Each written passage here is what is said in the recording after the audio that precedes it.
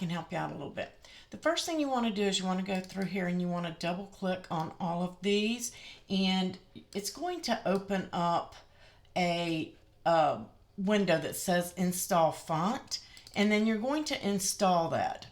Hopefully you can see that here, and I've installed all the fonts, and you want to do that for each one of these.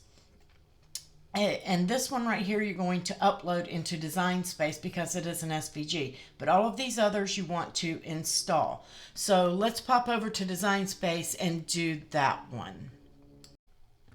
Okay, so here we are now. We're in Designspace, and I've already done this, but I was recording the wrong screen, so I had to start over.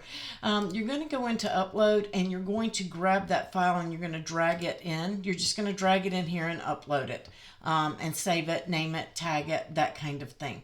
Then once you're in your upload, you're going to add it to your canvas.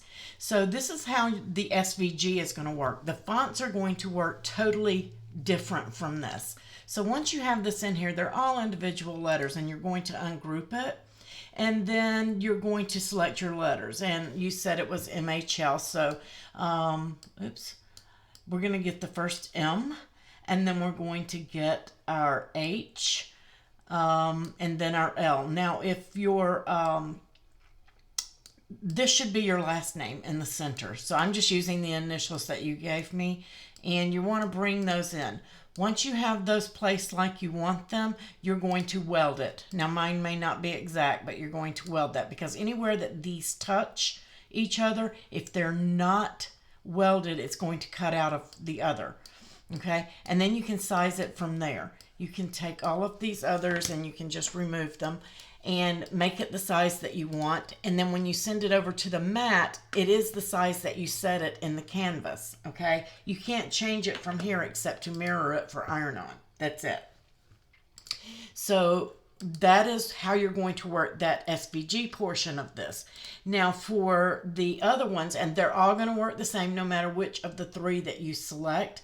So we're going to go in and we're going to select text, and I am going to type M, H, and L. And this is just the easiest way for me to do it. And then you're going to go to advanced, and you're going to ungroup to lines. Okay. And if it's put in that way, you can do it. If you do it all in a row, you're just going to ungroup to letters.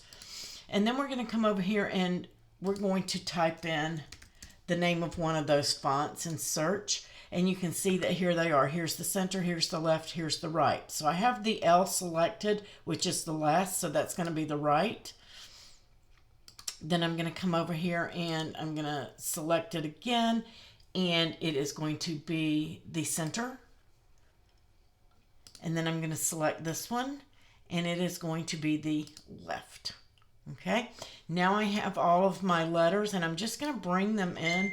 I'm not worried about if they are perfectly aligned at this point. I'm going to select everything.